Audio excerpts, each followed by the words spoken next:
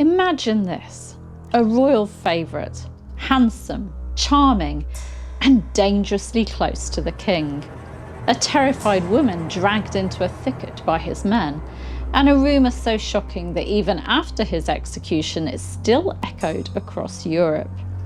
In May 1542, a London merchant wrote to a Swiss reformer claiming that Thomas Culpeper, the same man who'd been romantically involved with Queen Katherine Howard, had once been pardoned for rape and murder. It's one of the darkest accusations ever levelled at a Tudor courtier. But was it true? Did Katherine Howard's lover commit a brutal assault? And did King Henry VIII himself cover it up? Or was this the twisted product of gossip or confusion about two brothers who shared not only a name but a reputation for trouble? I'm historian and author Claire Ridgway, and today we're opening a troubling chapter of Tudor true crime, the Culpeper rape. Which brother did it?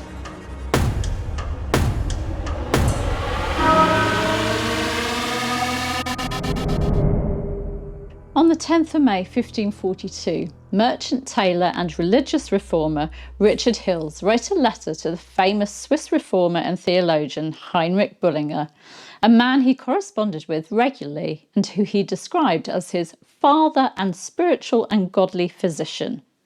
He was reporting on the fall of Katherine Howard, Henry VIII's fifth wife. In this letter he wrote, "One of the parties who was first hanged and afterwards beheaded and quartered for adultery with the Queen was one of the King's chamberlains, and 2 years before or less had violated the wife of a certain park keeper in a woody thicket. While horrid to relate, 3 or 4 of his most profligate attendants were holding her at his bidding. For this act of wickedness he was, notwithstanding, pardoned by the king, after he had been delivered into custody by the villagers on account of this crime, and likewise a murder which he'd committed in his resistance to them when they first endeavoured to apprehend him." Hills was in Strasbourg at the time of writing. He'd moved there from London in 1540 or 1541, so he wasn't an eyewitness to the executions of Culpeper and Derham, but he must be referring to Thomas Culpeper, whose sentence was commuted to beheading, as it was Culpeper who served in the King's Privy Chamber. Here, Hills is accusing Culpeper of rape and murder, crimes for which he was pardoned by the king. But is this true? Did Katherine Howard's sweetheart really rape the wife of a park keeper and then murder one of those seeking to apprehend him? Well, it's a tricky question to answer, as there were actually 2 Thomas Culpepers, and they were brothers. Yes, I know. The Tudor court is confusing enough with so many people being called Thomas, for example. But 2 brothers called Thomas? Yep. It actually wasn't rare for families to do that if there was an important family name, because infant mortality was high. Chances were that both Thomases wouldn't make it to adulthood. What's even more confusing is that both Thomas Culpepers had a court career. Katherine Howard's Thomas Culpeper appears in the court records from 1535 when he was serving the Deputy of Calais Lord Lisle and his wife, and by 1537 he'd moved into the King's Privy Chamber. The other Thomas Culpeper appears to have been the elder, born in around 1501, and he is differentiated from the other Thomas Culpeper in lists of grants, for example, by being referred to as Thomas Culpeper Senior, whereas Katherine's Thomas is listed Thomas Culpeper Junior, one of the gentlemen of the Privy Chamber. So, if there were 2 Thomas Culpepers, could Hills have got them muddled up? Well, it's possible. He does say one of the King's chamberlains, which really only refers to Katherine's Thomas, but it really depends on how accurate his source was. Historian Josephine Wilkinson, author of Katherine Howard, The Tragic Story of Henry VIII's Fifth Queen, believes that the rapist probably was Katherine's Culpeper. one of the reasons being that he was in charge of several parklands.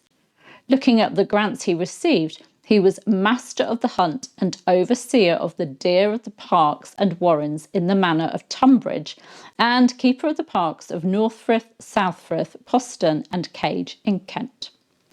However, although his brother isn't mentioned as keeper of any parks, he was granted a number of manors and woods. Gareth Russell, author of Young and Damned and Fair, a biography of Katherine, writes that Culpeper's servants appear in the other records helping him pick locks, arranging potentially sexual assignations, or brawling in the streets. It is therefore unfortunately not beyond possibility that they held down a married woman at their employer's behest, or that they helped him take down one of his opponents when he was apprehended. However, Russell notes that there's no mention anywhere else of the crime, for example in ambassadors' dispatches after Culpeper's fall, and that Hills could have easily confused the brothers hearing city gossip. Both Culpepers seem to have had a bit of a reputation. Historian Lacey Baldwin Smith, in his book Catherine Howard, the Queen whose adulteries made a fool of Henry VIII, explains that the elder brother was on one occasion actually involved in a knife fight over a question of disputed land claims. And we know that a number of the younger brother's servants, along with those of fellow gentlemen of the Privy Chamber, Sir Thomas Paston, were involved in what is described in the contemporary records as an affray in Southwark. They were imprisoned in the Fleet for a time as punishment.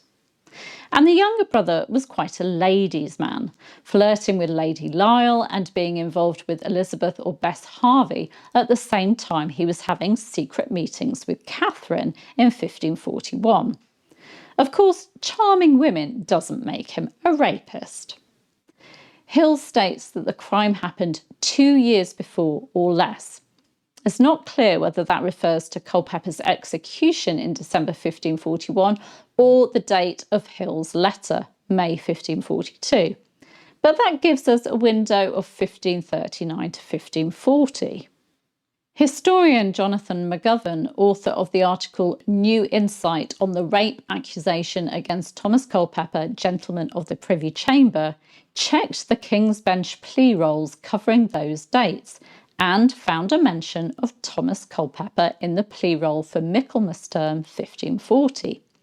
McGovern quotes from the roll, "Be it remembered that, the Monday after the octave of St. John the Baptist in the 32nd year of the present King's reign, 12th of July 1540, before the said King at Westminster, Thomas Culpeper of London, Junior, Esquire, was delivered into the custody of Sir Francis Bryan and Sir Richard Long of the King's household, and was ordered to present himself on the morrow of All Souls, the 2nd to the 8th of November 1540, before the said King in whatever place, etc." The record goes on to state that Bryan and Long are under pain of £100 each, and Thomas Culpeper is under pain of £200, the which sums they have acknowledged as owing to the King out of their lands and chattels, to be levied to the King's use if it should occur that Thomas Culpeper defaults on any of his promises. So Bryan and Long were given custody of Culpeper and were bound to pay £100 each if Culpeper didn't turn up in court, and Culpeper himself would have to pay twice that.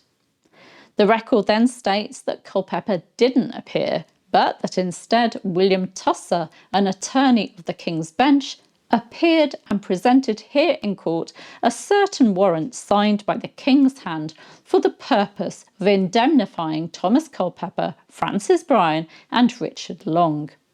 McGovern explains that this signet warrant didn't pardon Culpeper of the unspecified crime, but, and I quote, "it provided sufficient grounds for the judges to dismiss the case against him." McGovern makes several points about this record in the plea rolls. The Culpeper in question is referred to as Thomas Culpeper of London, Junior, Esquire. So is the younger Culpeper, a gentleman of the King's Privy Chamber. Also in the margin of the plea roll is Cant, i.e. Canterbury. So the crime or crimes took place in the county of Kent. McGovern notes that the royal court was at Greenwich Palace in Kent from the 23rd of December 1539 to the 5th of February 1540, and then again from around the 15th to the 22nd of May 1540. That corresponds with Hill's time frame. McGovern concludes that if Culpeper was apprehended soon after the rape and murder, then we can assume that it happened in May 1540. The location for the crime is not specified, but McGovern says that Greenwich Park attached to the palace is a possibility, or one of Culpeper's own parks in Kent. He had several, as I've already mentioned. So it does appear that Katherine Culpeper committed a crime in 1540 that was then dismissed at the king's bidding. And he wasn't the only one.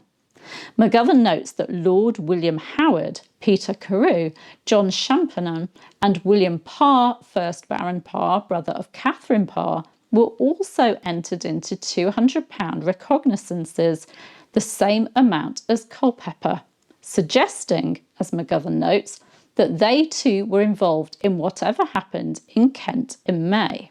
However, Hills calls the others involved 3 or 4 of his most profligate attendants, so servants, definitely men of a lower rank.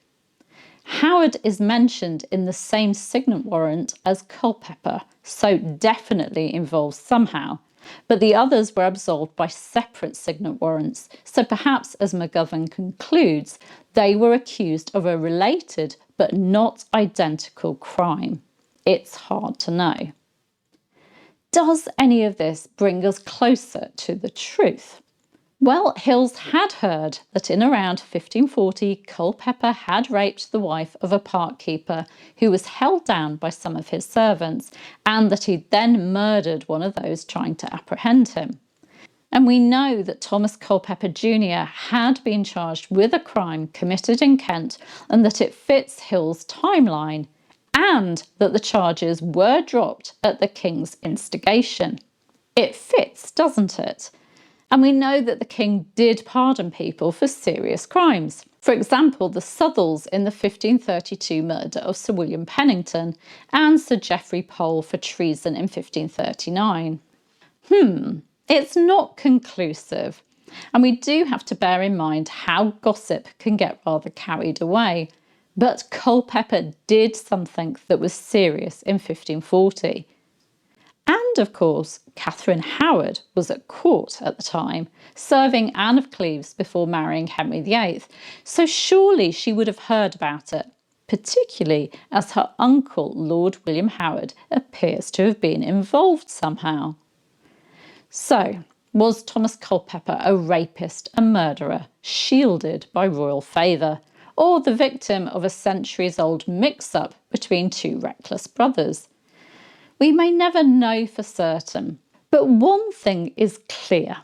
In Henry VIII's court, power bought protection, and a king's favour could wipe away even the bloodiest of sins. What do you think? Was Catherine Howard's sweetheart guilty? Was it another crime he was guilty of? Please do share your thoughts. And if you'd like more Tudor true crime and the stories that history tried to bury, please do like, subscribe and ring the bell so you don't miss my next video. I'll see you soon. Bye bye.